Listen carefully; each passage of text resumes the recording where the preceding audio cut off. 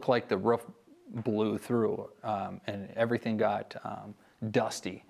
So we thought there was no more roof. We couldn't see anything. So I grabbed my flak jacket, which is our bulletproof vest. I kind of draped it over my shoulders and I put my helmet on. Didn't latch the chin strap. I didn't have time, and we were going to run into the next room. So you leave this secure location, the safety of that building, just for about 3 steps. It was probably 6 feet, and then I would be in another room that wasn't demolished. And as soon as I got out there, 120 millimeter mortar round hit, and it knocked me about 20 feet, knocked me unconscious. And you know, it was about, I would say, probably hit about 15 feet away from me, which should have turned me into pink mist. I mean, it should have killed me. But just by the direction of the round and the way it came in, we had these nets. Okay, the nets were designed the school was built with a big courtyard in the middle, so that's where I was running out to, the courtyard, to go into the next room. Well, these nets were designed to catch the rounds and explode them without them hitting the center of the courtyard, but it just so happened that those nets were hanging down eye level to us. So all it did for the second floor guys was it made it 10 times more dangerous. But it is what it is. I didn't make the rules. I just lived in it, you know. So this round exploded, and the majority of the shrapnel, which is the metal chunks off of the explosive round, they blew away from me. And they hit a concrete wall about 20 feet past, and then came back and hit me. So I got hit by secondary shrapnel, and it just littered, basically had about 100 pieces of fragmentation in my body. Now, had they have hit me directly, there would be nothing left. That would have been it. So I was super lucky in that situation, and I woke up, I got knocked unconscious, and I remember I was coming to. I didn't know what the heck happened, and a buddy of mine was dragging me into the room where I would have cover and concealment and protection from the next round. But I couldn't comprehend. My head was in, there was so much pain going through my head. I didn't feel any of the, you know, the chunks of metal that hit me. I was feeling, my head felt like it was going to explode. And so I opened my eyes and someone's dragging me, so I try to kick them off. And then I, you know, quickly realized what was happening. So I was like, okay, and I went in the room. And it took me about 20 or 30 minutes before I could think an actual thought. My brain was so scrambled from that explosion. Now, we dealt with in Iraq also an enemy that is not even an enemy. They are, for one specific situation, we had an IED go off and a couple of the guys got hurt. It wasn't a big deal. Took some shrapnel to the face. And it was done. We caught the guy. The kid was only 16 years old. But what the Al Qaeda members did was they captured his family and said, if you don't blow up the Americans, we're going to kill your family. So now we're fighting an enemy, and let's call this 16-year-old kid the enemy that, A, we don't want to kill, we have no desire to kill, we're not going to get any satisfaction out of killing this kid, and if he doesn't do it, his parents die. We actually empathize with that guy. You know, you can't do that, but we empathize with them. We care about these people. And this is not part of the questions, you know, that I've been asked or that I saw on paper, but I just want, you know, the average Marine that I dealt with was extremely empathetic towards the Iraqis and the Afghan people. You know, there's no hate or, you know, nobody wanted to harm anybody that was innocent. But it was so difficult to tell who was innocent and who wasn't, because they would all talk to you as friends and then they would turn around and try to kill you. So it was the constant game of who to trust. And that kind of weighs on people. So we moved down into what's called the Palm Groves. And the Palm Groves is an area right on the Euphrates River where there's just a lot of palm trees. And it's beautiful. and you would think you were in paradise. But the more beautiful the area, the more insurgents there are. They just, so that, you know, I went down into the Palm Groves and we started moving down, we named every street. So I didn't personally, somebody named every street, and they were names that you just pull, like in this street I was moving down, it was called Taco Bell. So when we were moving down Taco Bell to get to Perna Squad, and we get there, and he's shaken up, and he just had a sniper try to take his head off. And so it actually shot his chin strap off, and it grazed his neck and just singed his skin. So he was, I mean, it was right by his carotid, so he was a half-inch away from death.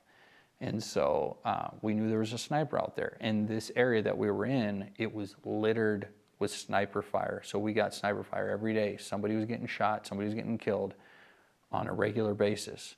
And at this point in time in our battalion, we had probably a couple hundred people that got wounded by enemy fire at this point, and somewhere around a dozen plus KIA. So we knew it was a very dangerous area. And so we got behind this rock wall, and we were in the low position, and there was a cliff, and just it was if someone, you know, is listening and they can kind of they can make sense of this, you know, where there's a river that's been flowing for thousands of years, you have I don't know the right terms for them, but the cutouts of where the river used to run. I don't know if it's a canyon, maybe it's a canyon, maybe call it a canyon, but it was just the cutout from the river. So, but it was about 100 feet in elevation, and there was a sniper up there, and they were determined to stick around until they got a kill. So we got behind this rock wall. It's how they make fences out of rocks. It's just rocks and concrete. They stack them up, and we were behind that fence, and we'd stick our head up for a second or two, bring it back down, and a round would crack over our head. So we'd move around. We'd pick a different spot, and we'd stand up, try to spot the sniper, get down, pow. So after a few times of doing this, we figured out where he was, and he was moving between two different positions. So I was like, oh, I'm gonna kill this guy this time. This guy's gonna die. And I was 100% certain. In my brain, I was so certain that I was willing to risk it to stick up there longer. So I got up and I was waiting to take his head off. And he didn't pop up. And this maybe 4 seconds felt like an eternity. And there was also an RPG gunner out there. So another guy shot an RPG out. It hit the wall in front of me, and it blew up, and it sent shrapnel through my arm. So my flak jacket and my helmet caught the majority of the fragmentation, but there was, you know, a chunk of metal that shot in my forearm and up into my bicep. I think about it from time to time. I wouldn't say every day, but it completely changed my entire life. There was no going back to normal after that. And it was for a 19-year-old, and probably for anybody, but for me, a 19-year-old, you know, a year prior I was in high school, there was just trauma in my brain. And so we joined the military to be a part of this fight, but it is nothing like the movies. There is no love story. It's not beautiful. It's disgusting. It's terrible. It's scary. And no matter who you think, I don't care if you're a Navy SEAL, you're a Marine infantryman, or you're an air winger, it doesn't make any difference. When people are trying to kill you and they have the upper hand because they know the terrain, everything is chaos.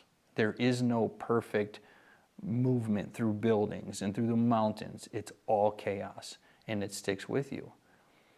And so, but kind of like how I said before, it creates perspective. You know, I am more aware of how fragile life is and I live that way. I'm not jumping out of airplanes, you know, not saying I wouldn't, I haven't, I don't think that way. Why? Because I'm not trying to go and die. Now, some people take it the other way and they speed on motorcycles and get themselves killed because they're searching for that adrenaline. But for me, it makes me hyper aware of the dangers when it comes to even living and having kids. And so it's like, okay, am I going to ruin their life, not letting them live their life? So it affects me. It affects my family on how, you know, I'm probably quicker to snap than the average person. I'm a very nice guy, but if I feel threatened, I can go into that mode where my brain is ready to go to combat right now. You know, it's a light switch. I turn that thing off all the time, but every once in a while, somebody wants to sneak over and flip that thing back on, and then it could be dangerous. And because I have a lot of control, I'm most likely, we're good. Like, there's a good situation. But not every Marine is that way. Not every soldier is that way. So I wouldn't go back and change that for any amount of money, for any reason. That is what made me who I am today.